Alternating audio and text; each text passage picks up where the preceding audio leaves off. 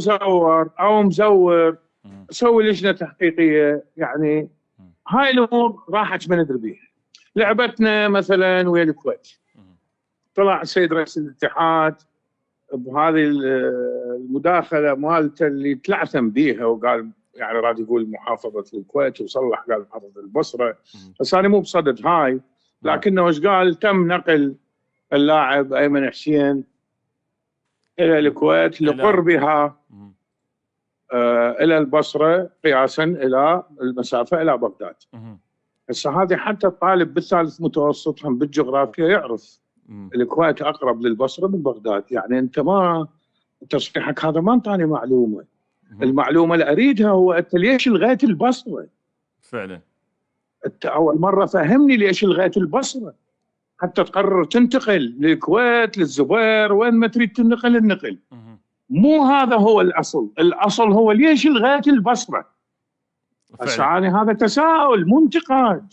استاذ نجاح، انت تعرف بالخانه احنا بخانه تساؤلات وليس انتقادات. فعلا هسه هو اكبر يعني اهم شخصيه بالبصره رسميا المحافظ. صح. انا سمعت له تصريح او قرأت له، صراحه ما سمعته بس قرأت له تصريح انه يتاسف على نقل اللاعب لانه ما موجود بالبصره يكفي. هذا حسب اعتقاده، واني يعني بصراحه اعتقد كذلك، لان واحده من مدن العراق الكبرى لا يمكن تحت اي قياس انه تكون خاليه من خدمات صحيه.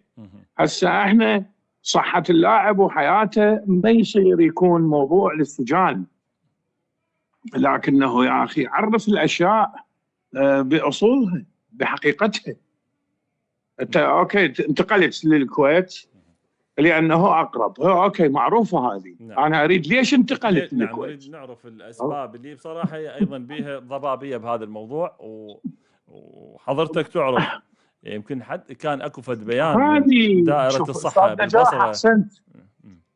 اي طبعا هم حقهم يتألمون. انا كله تابعت الموضوع وما زالت عندي علامه استفهام.